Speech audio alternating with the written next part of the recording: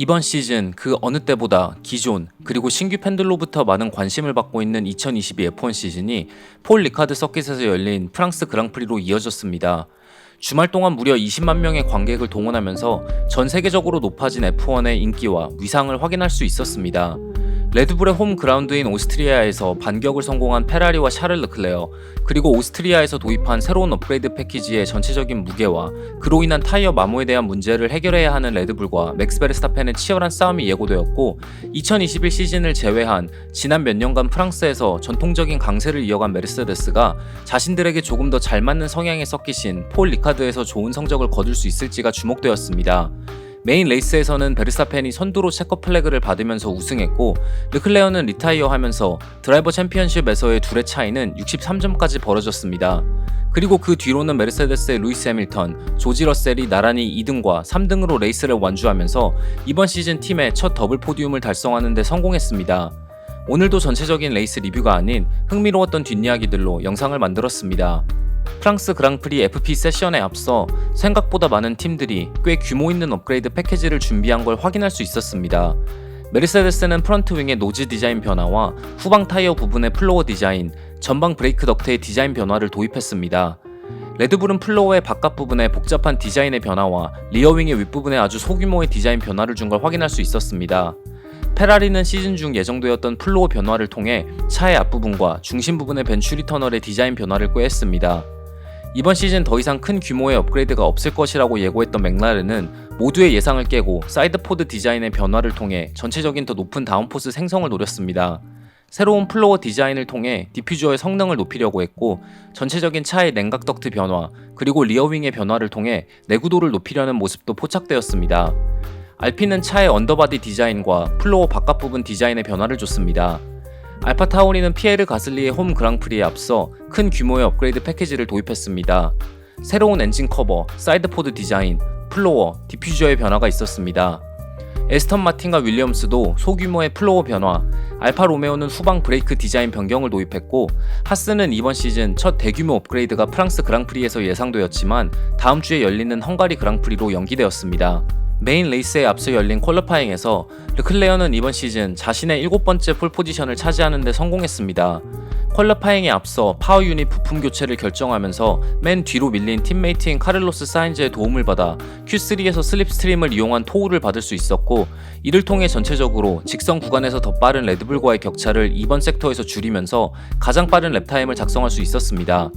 이에 대해 르클레어는 이런 작전을 성공시키는 건 매우 까다롭다. Q3 첫 번째 랩에서는 8번과 9번 코너에서 사인즈에게 너무 가깝게 따라붙었고, 두 번째 랩에서는 다행히 더 좋은 결과를 얻을 수 있었다. 매우 원활한 소통을 통해 작전을 성공시켰고, 사인즈의 토우는 완벽했다. Q3에서의 토우를 위해 사전에 연습을 하지는 않았다라는 말을 했습니다. 사인즈는 처음부터 우리의 목표는 Q3까지 도달하는 것이었고, Q3에서 르클레어에게 토우를 주는 것이었다. 만약 내가 토우를 받는 입장이었다면 어떠한 방식으로 도움을 받는 게 가장 이상적인 것인지 너무나도 잘 알고 있었기에 타이밍을 재는 건 그렇게 어렵지 않았다라는 인터뷰를 했습니다. 한편 2번과 3번 그리드를 차지한 레드불은 처음부터 페레즈가 베르스타펜에게 토우를 주는 작전은 고려하지 않았다고 밝혔습니다. 퀄리파잉이 끝나고 베르스타펜은 처음부터 각자 알아서 가장 좋은 랩타임을 작성하는 데에만 신경을 쓰고 있었다. 하지만 페라리의 경우 사인즈가 그리드의 맨 뒤에서 레이스를 시작해야 하기 때문에 르클레어에게 토우를 주는 작전은 매우 현명한 선택이었다. 우리가 비슷한 상황에 놓였다면 한 번쯤은 비슷한 작전을 생각해 볼 수 있었을 것이다 라는 소감을 남겼습니다. FP2 세션에서의 롱런 시뮬레이션 결과를 분석했을 때 레드불은 드래그와 다운포스를 최소화시킨 셋업, 페라리는 폴 리카드의 타이트한 1번부터 4번 코너로 이어지는 부분과 매우 긴 11번 코너에서의 페이스를 최적화시키는 높은 다운포스 셋업을 준비한 것을 확인할 수 있었습니다. 오스트리아 그랑프리처럼 후방 타이어의 마모가 높은 트랙이 아닌 폴 리카드는 전방 타이어의 마모가 심한 트랙이기에 과연 페라리가 타이어 수명을 보존하면서 레이스 후반까지 페이스를 유지할 수 있을지, 아니면 이번 시즌 초반에 열린 사우디아라비아 그랑프리처럼 레드불이 레이스 막판 자신들의 높은 직선 구간 페이스를 이용해 페라리를 다시 한번 추월하는 그림이 나올지에 많은 관심이 집중되었습니다. 메인 레이스의 시작과 동시에 르클레어는 좋은 스타트를 끊으면서 선두를 계속해서 유지했고, 2번 그리드에서 출발한 베르스타펜은 르클레어와 DRS 사용 가능 거리를 유지하면서 호시탐탐 추월 기회를 엿보고 있었습니다. 여섯 번째 랩에서 DRS를 이용해 거리를 줄인 베르스타펜은 11번 코너에서 추월을 시도했지만 실패했고, 그 이후로는 무리한 추월 시도 대신 일정 거리를 유지하면서 르클레어를 압박하는 걸로 작전을 변경했습니다. 매우 긴 피트레인 거리로 인해 언더컷으로 이득을 보기 힘든 폴 리카드에서 베르스타펜은 16번째 랩이 끝나는 시점에 먼저 피트인을 했지만, 르클레어는 피트인을 하지 않았고 18번째 랩 11번 코너에서 후방이 미끄러지면서 타이어 벽과 부딪히는 사고를 내고 리타이어했습니다. 사고 직후 르클레어가 스로틀을 밟아도 아무 반응이 없어 라는 무전을 했고, 해설자들과 팬들은 혹시 오스트리아 그랑프리 막판에 나온 스로틀의 문제가 아직도 해결되지 않은 것이 아닌가라는 추측을 했지만, 레이스가 끝나고 페라리는 차에 결함이 없었다는 발표를 했습니다. 마티아 비노토는 스로틀은 전혀 문제가 없었고 오스트리아에서 있었던 차의 결함은 더더욱 아니었다. 르클레어가 실수를 했고 이 한 번의 실수로 그의 실력이나 드라이버로서의 자질이 의심받을 그런 일은 아니지만 실수는 실수였다. 무전으로 스로틀 페달을 언급한 것은 르클레어가 사고 직후 후진을 하려고 스로틀을 밟았지만 엔진에 반응이 없었기에 나온 말이었다라는 말을 했습니다. 레이스가 끝나고 르클레어는 확인해봐야겠지만 지금으로선 차의 결함은 아닌 것 같다. 그냥 내 실수였다. 이번 시즌 초반부터 내 커리어에서 가장 좋은 폼을 유지하고 있다고 느끼지만 이런 실수가 반복된다면 의미가 없다.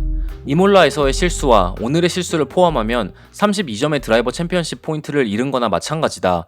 오늘 우리의 페이스는 매우 빨랐고 우승할 가능성이 매우 높았기 때문이다.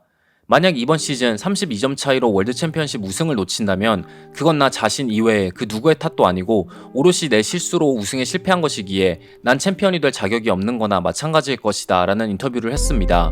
한편 이번 레이스에서 가장 큰 라이벌이었던 르클레어의 리타이어로 베르스타펜은 여유있는 타이어와 레이스 관리를 통해 이번 시즌 7번째 그랑프리 우승을 챙길 수 있었습니다. 레이스가 끝나고 베르스타펜은 레이스가 원하는 대로 흘러가지 않을 때도 포인트를 최대한 많이 챙기는 것이 중요하다. 오스트리아에서처럼 말이다. 드라이버 챔피언십에서 선두를 달리고 있지만 63점의 리드는 우리가 성능에서 그만큼 페라리에 앞서 있어서만은 아니다.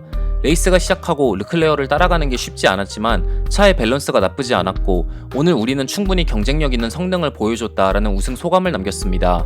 베르스타펜의 팀메이트인 세르지오 페레즈는 이번 주말 내내 타이어의 온도 관리에 애를 먹는 모습이었고 메인 레이스에서도 시작과 동시에 해밀턴에게 추월당했고 팀메이트인 베르스타펜보다 뒤처지는 페이스를 보여주면서 우승권에서 일찌감치 멀어졌습니다.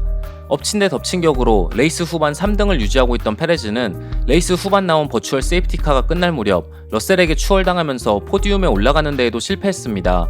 레이스가 끝나고 페레즈는 버추얼 세이프티카 상황에서 많은 손해를 봤다. 분명 9번 코너가 끝나가는 시점에서 VSC가 끝날 거라는 메시지가 있었지만 VSC는 계속해서 유지되었고 갑자기 12번 코너에서 끝날 거라는 메시지로 변경되었지만 데뷔하기에 이미 너무 늦은 상황이었다. 러셀은 나와 다른 정보를 받았고 미리 준비하고 있었다고 생각한다. VSC가 레이스 결과에 영향을 주는 안타까운 일이 있었다고 불만을 토로했습니다. 이에 대해 FIA는 스포팅 레귤레이션에 따라 VSC가 끝난다는 메시지가 나오고 10초에서 15초 이후 랜덤으로 레이스가 재개된다. 하지만 첫 번째 레이스 재개 메시지가 하드웨어의 문제로 전달되지 않았고 시스템은 자동적으로 백업 시스템으로 변경되었고 두 번째 레이스 재개 메시지는 문제없이 드라이버들에게 전달되었다. 모든 팀들에게 똑같은 메시지가 같은 타이밍에 전달되었고 트랙에 위치한 패널들이 초록색으로 바뀌는 시점은 늘 그렇듯 무작위로 결정된다라는 공식적인 발표를 했습니다. 레드불과 크리스천 호너는 공식적인 항의를 하지 않기로 결정했습니다. 한편 기대에 비해 메르세데스는 폴 리카드에서 좋은 페이스를 보여주지 못했고 퀄리파잉에서 해밀턴은 르클레어의 폴 포지션 랩타임에 0.9초나 뒤쳐졌습니다. 하지만 메인 레이스에서 해밀턴은 시작과 동시에 3번 그리드에서 출발한 페레즈를 추월하는 데 성공했고 쉽게 추월당하지 않으면서 포디움 포지션을 지키는 데 성공했습니다. 그리고 해밀턴과 러셀 모두 포디움에 오르면서 해밀턴은 4번의 그랑프리 연속 포디움을, 메르세데스는 이번 시즌 처음으로 더블 포디움을 달성하는 데 성공했습니다. 레이스가 끝나고 해밀턴은 매우 환상적인 날씨였지만 레이스 도중 드링크 보틀이 제대로 작동하지 않아서 힘들었다. 그럼에도 불구하고 아주 좋은 결과를 얻는 데 성공했고 이번 시즌 우리 팀의 가장 큰 장점은 차의 내구도와 꾸준함이다. 팩토리의 모든 스태프들에게 감사하다는 말을 전하고 싶고 러셀도 아주 좋은 레이스를 펼쳤다. 몸무게를 확인하지는 않았지만 레이스 도중 3kg 정도가 빠진 것 같다라는 인터뷰를 했습니다. 파워 유닛 부품 교체 페널티로 19번 그리드에서 레이스를 출발한 사인즈는 5등으로 레이스를 마무리하면서 좋은 결과를 얻을 수 있었지만 레이스 중후반 팀의 피트인 작전에 의구심을 품고 불만을 무전으로 표현했습니다. 41번째 랩에서 페레즈를 상대로 환상적인 추월 장면을 보여주면서 3등으로 올라섰지만 팀은 바로 사인즈에게 피트인을 주문했고 이미 피트에서 위험한 피트레인 복귀로 5초 페널티를 받은 사인즈는 피트인 후 9등까지 밀렸지만 5등까지 치고 올라오는데 성공했습니다. 이에 대해 사인즈는 페레즈를 추월하는 건 매우 어려웠다.